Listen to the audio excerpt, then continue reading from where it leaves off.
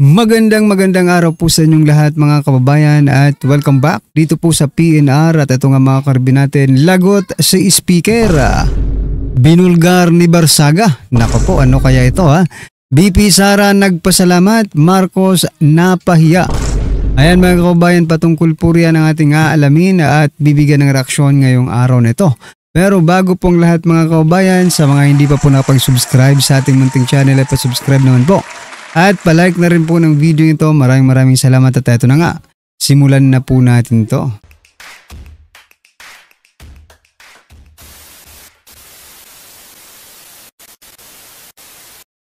So yan mga kababayan, simulan po natin ang ating balitaan dito po sa social media.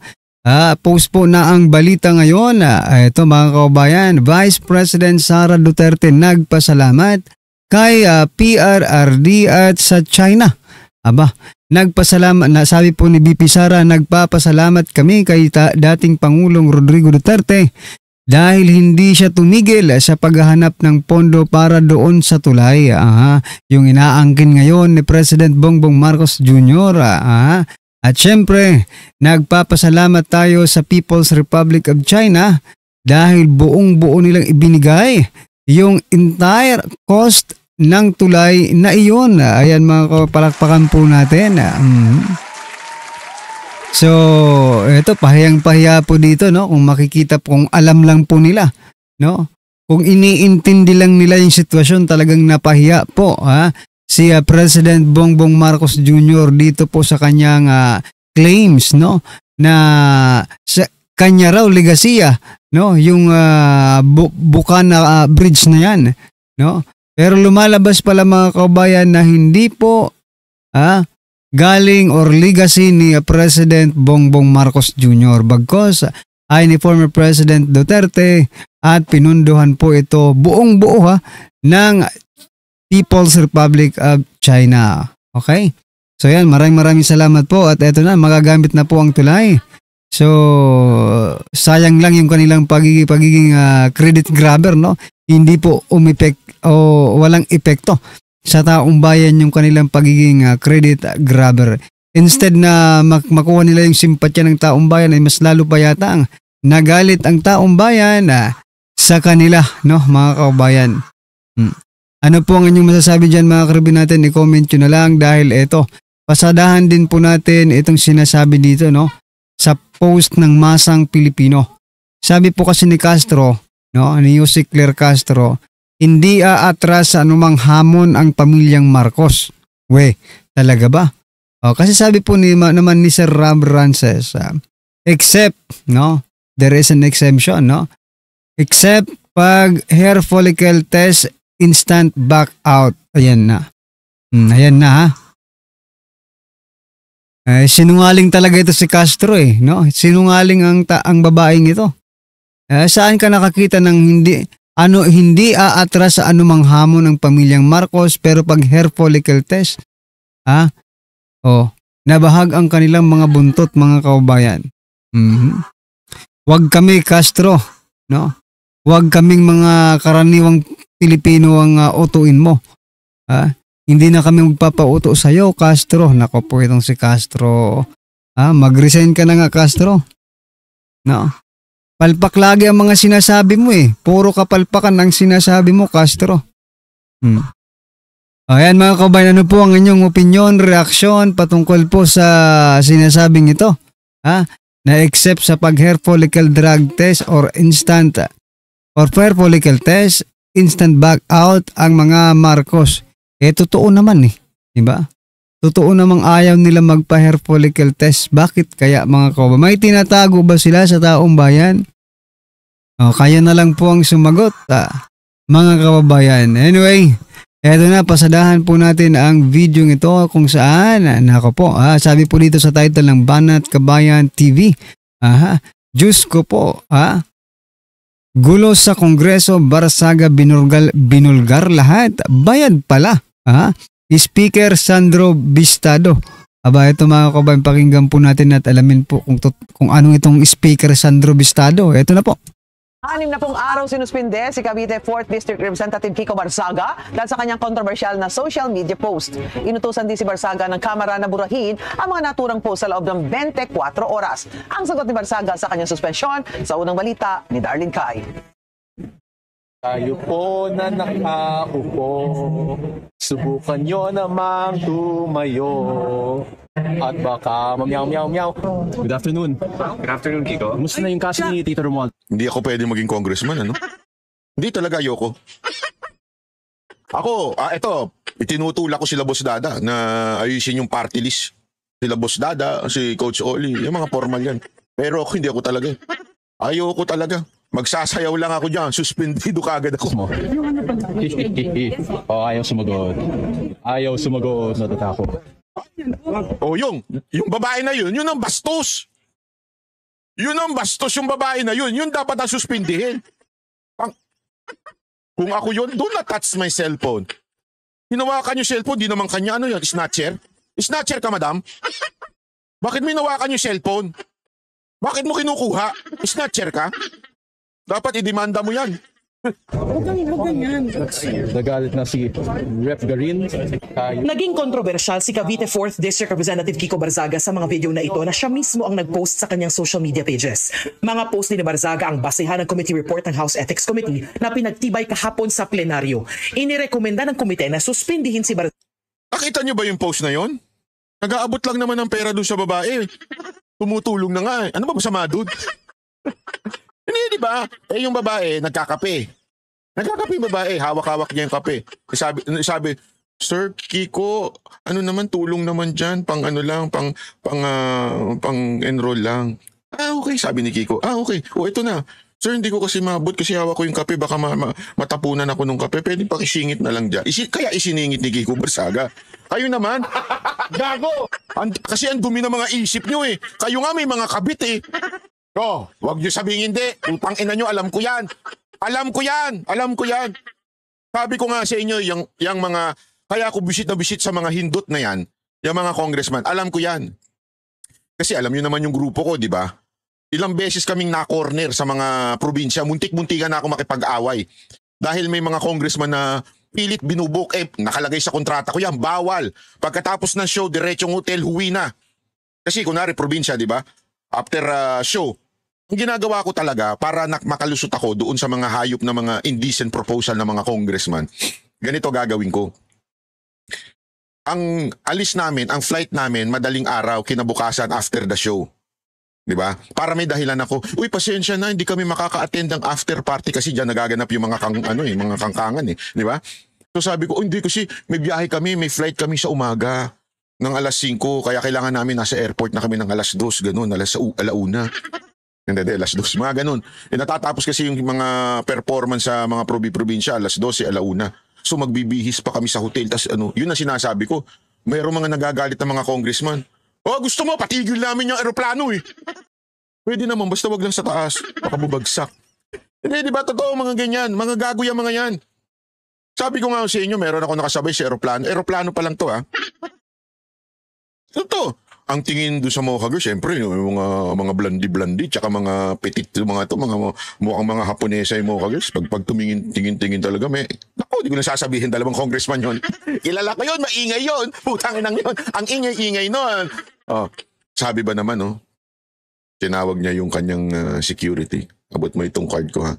Sabihan mo yung manager, kontakin ako. Pagdating nila sa hotel. Ako nang bahala sa kanya, sabi.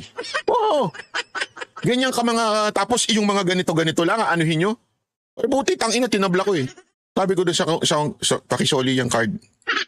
Mayroon din akong card, Mastercard, Visa card, JCB, lahat ng card na gusto mo. Bigay ko pa dyan sa congressman. Ang kapal ng muka. Ang daming ganyan. At alam ko, may mga kabit pa yan. Napakaraming yung binabahay. Yung mga misis ng congressman dyan, makinig kayo, tuturuan ko kayo ha. Yung mga misis ng congressman, makinig kayo. Alam nyo kung paano sila nagkakaroon ng kabit? Mga scholar? Kunwari may scholarship program yan, pero ang totoong scholarship program yan, yung mga kinukuha nila sa KTV, JTV, Kinukuha nila yan, tapos binabahay na nila yan, tapos may sustento, tapos nakakondo yan. Punta kayo dyan sa Pasay, marami dyan. Nakakondo. Kasi mahal sa BGC, kaya nila kaya. Kaya sa Pasay lang sila nagkokondo, kinokondo nila doon. Para pagka-uwi nila galing probinsya, pupunta sila, nandun na, nakakondo na. Tapos pinababantayan pa yan sa security, bawal sila lumabas. Sakal na, nagre-reklamo na nga sa akin yung iba. Sabi nila, Panat bay, ikaw na lang magpaaral sa amin kasi sakal na sakal kami dito sa mga congressman. Sabi ko talaga sa kanila, sensya na, hindi ako umano sa mga ganyan. Pagpe-pray ko na lang kayo. Hindi totoo, sinasabi ko talaga yung pasensya na, wala akong pera, sapat lang sa akin to. Huwag kayong ano dyan. Hindi, ba't ko sinasabi to? Totoo yan ha, hindi. Yung mga kwentong iba, dagdag na lang. Pero yung mga kabit, talagang napakarami niyan. Tapos magagalit kayo sa mga ganito lang ni Barsaga? Zaga dahil sa ilang social media post niya na umano'y malaswa, nakababasto sa ibang opisyal ng gobyerno at nagsusulong ng pagkakawatak-watak. 249 ang bumoto pabor, 5 ang hindi, 11 ang nag-abstain. Dahil dito, 6 na pong araw suspendido si Barzaga dahil sa umano'y disorderly conduct o asal na hindi katanggap-tanggap para sa isang miyembro ng House of Representatives. Tama! Yung asal naman talaga ni Barsaga, hindi katanggap-tanggap dyan eh. Pag puro kayo magnanakaw, pag merong honest, hindi talaga katanggap-tanggap yan. Ganyan sa eskwelahan di ba? Outcast ka pagka-honest ka. Huwag tayo maglokohan. Pag hindi ka naki-join dun sa mga nagkokopyahan, outcast ka, ibubuli ka. Ikaw pang parang masama. Yan ang tinatawag na peer pressure. Di ba? Pagka ikaw hindi ka yung pag nagalit ka, sinumbong mo yung nangongopya sa tabi mo, yari ka. Yari ka sa karamihan. Sabi ko nga sa inyo, kahit sa mga simpleng government office, pag ikaw hindi ka nakisali doon sa mga pamerienda ng mga naglalakad-lakad dyan, yung mga fixer, at hindi ka nakisali at nagsumbong ka sa boss, ikaw pa ang gagawa ng kung ano-anong kaso. Ikaw pa ang gagawa ng kung ano-anong istorya para matanggal ka kasi hindi ka marunong makisama. Yan, alam nyo ba na yan ang number 1 sakit ng mga Pilipino? Yung pakikisama. Kailangan matuto kang makisama. Pag hindi ka nakisama, aanuhin ka, ikaw ang kakasuhan. Ikaw ang parang may mali. Ikaw hindi normal. Kaya tama yung mga congressman dito. Si Barsaga, hindi normal. Hindi normal na katulad nyo na nagnanakaw na tuwan-tuwa pa. Representatives. Recommends the imposition of the penalty of 60 days suspension from office without the benefit of salaries and allowances. His actions reflected negatively upon the dignity, integrity, and reputation of the House of Representatives. Consequently, the committee finds respondent Representative Kiko Barsaga of the 4th District of Cavite guilty of disorderly behavior.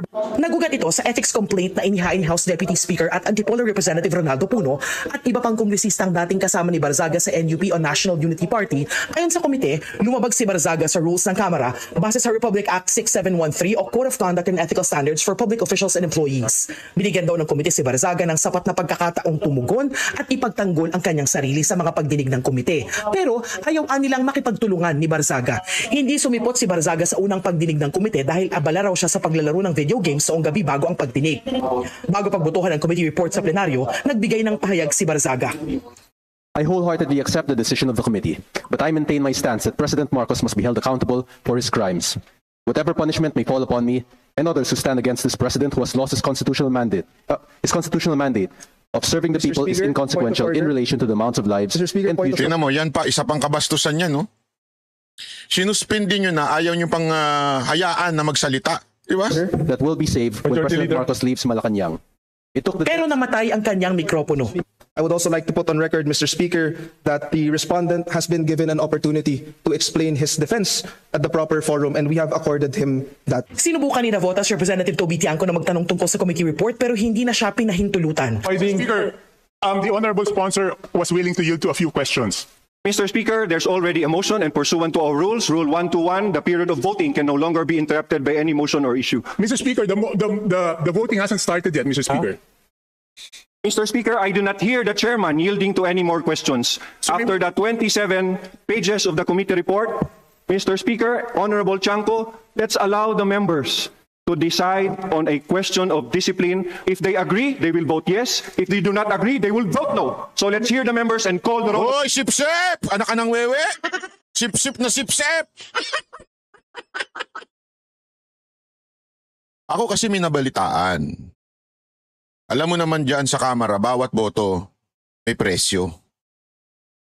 Bawat boto may presyo. Ang tanong ko sa'yo, ikaw na sipsip. Ako nagtatanong lang ha. Magkano, sir? Yung totoo, magkano? Ako nagtatanong lang ha. Magkano ba ang pagboto ng yes? Question lang. Maging honest naman tayo paminsan-minsan. Kasi balita ko yan eh. Ewan ko kung ano ha. Pero yan ang nadidinig ko eh. So tulad po na nangyari kaya sa impeachment no ni Vice President Sara Duterte mga kaubayan. So, di ba? Na ano rin eh, parang nagkalagayan rin mga kaubayan. Bawat pirma, kapalit ay ayuda, no? Di ba? Marami pong mga congressman ang umamin patungkol dyan mga kaubayan. Pero nasaan po? May na ano ba kayo? May na ethics complaint ba kayo? Di ba? May kinakusuhan ba dyan sa ethics committee ng House of Representatives?